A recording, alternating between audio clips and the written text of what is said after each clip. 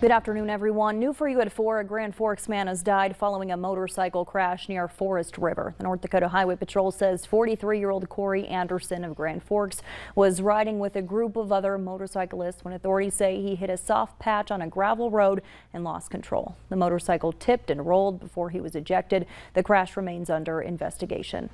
Another search has been planned for a man who disappeared from Belcourt. 56-year-old Steve Longy was last heard from in the fall of 2020 on the Turtle Mountain Reservation. Longy's son, desperate to find answers, organized the search. The FBI, the Bureau of Indian Affairs, and police have checked out between 30 and 40 tips on the man's disappearance. A $5,000 reward for information remains with the FBI. New information out of Grand Forks. We're learning more about a stabbing downtown on Saturday morning. Police have identified the suspect now, 34-year-old Michelle Amesback of Fort Totten. Authorities say it started with an argument over cigarettes. A 40-year-old man was taken to the hospital. He is expected to be okay. Police say the two were drunk and they did not know each other. Hutch joins us now with the first look at your forecast. Hutch? Stacy, thanks so much. As we head into our afternoon, well, things are looking high and dry. It's nice and it's comfortably cool outdoors, and we're tracking clouds, but that guy there does not look too threatening. You're looking at our home of economy view from Devil's Lake, North Dakota right now. Now, we do have some showers to be concerned about, but not till later. So get out and enjoy these absolutely awesome temperatures. 70s for everyone in our viewing area, low 70s from Wadena, but warm that up to near 80, Devil's Lake down into the James River Valley right now. Where you see the deep reds here, we have some mid 80s out there, so there is some heat of summer out there. That's typical for this time of the year. But along that boundary between the warmer air and this cooler air, we're seeing a couple of showers form. These are just showers, garden variety thunder showers, one way down south, skirting the North Dakota-South Dakota border, not far from Mobridge. Those are a long ways off, but some of us will have some overnight showers and rumbles of thunder to contend with. We'll get to all of that in a few minutes. Right now, let's talk about the good stuff. Very comfortable temperatures for that cookout tonight. 70s sneaking down into the 60s. Overnight, showers and thunderstorms are in the forecast for many of us.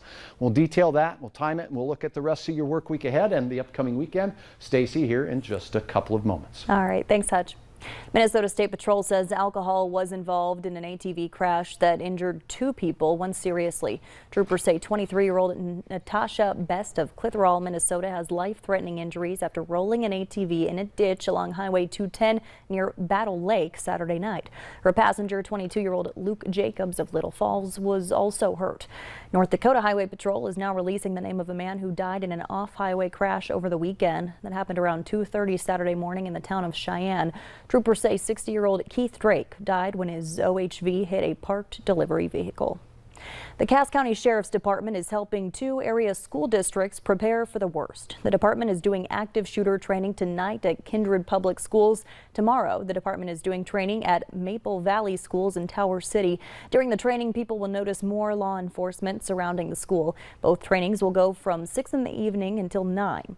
And in Hope, North Dakota, first responders and county officials will participate in a simulated training exercise tomorrow for a major crash scene involving a school bus. The training and response exercise will take place during the late afternoon and evening hours, so they're asking that people stay away from the scene for their safety and don't be alarmed. Patients with simulated injuries will be at the scene. West Fargo Police Department announced its newest addition to its K-9 unit. K-9 Hondo and its handler, Officer Brock Ackerman, are certified in narcotics, suspect apprehension, tracking, and article recovery. After some training, the pair will jump into action with West Fargo Police. The 4 K-9s have a big role in city policing, having been used at least 200 times in 2021. There's a new virus causing concern with parents and pediatricians. It's called Echovirus. It's extremely rare to find, but it might not be that rare because they don't ever really look for it. These viruses are common in children, but the CDC says infants under 3 months may have serious and possibly fatal infections. The CDC recently issued an alert with doctors in multiple states reporting cases in infants. The CDC encourages doctors to look for the virus in babies presenting with cold or meningitis-like symptoms. Preventing Echovirus is like any other virus. Doctors say it's critical to practice good hand hygiene.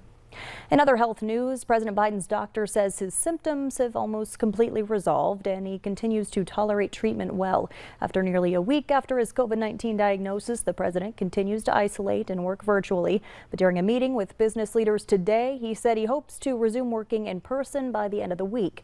Federal health officials say the BA.5 subvariant has helped drive the recent uptick in COVID cases.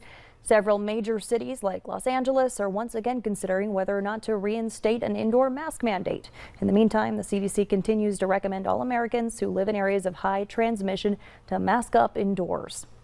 Pope Francis is set to deliver a historic apology in Canada today for the Catholic Church's treatment of Indigenous people. From the late 1800s to the 1990s, more than 150,000 Native children were forcibly taken from their families to attend Canada's residential Christian schools, most of them run by Catholics. The Canadian government has admitted that physical and sexual abuse were rampant in these schools. The goal was to strip them of their culture and language in an effort to assimilate. Thousands are believed to have never made it home. Now to Ukraine, where a Russian missile attack on the city of Odessa over the weekend could threaten plans to resume grain shipments from the port. A disruption could have huge implications for the world's food supply. This comes as the brutality of the war there continues to take a toll, including on Americans who traveled to Ukraine to fight. Holly Williams has that part of the story. Luke Luzishin, originally from New Jersey, and Brian Young, who came from California, were killed in action this past week in eastern Ukraine. American volunteers. They'd signed up to fight here with Ukrainian forces battling against Russia's invading army. There is a good side and evil side, so they fight for good. Colonel Ruslan was their commanding officer. Yes, I'm professional military. He told us Luzishin was injured by Russian tank shelling, and as Young went to help, more fire killed them both. Why did they volunteer to come to Ukraine? I asked Brian once, and he replied, "Sir, if we Americans don't help you winning this war, the next step of Russia will be knocking to our doors." We got the call from the U.S. State Department letting us know that Luke is passed. At their home in Calabash, North Carolina, Luzishin's parents, Kathy and George, are struggling. Their 31-year-old son has left behind 2 young children of his own. I tried to get him to come home many times. He said he couldn't leave his friends. And then it turns out that 3 of them died trying to save him. And that's...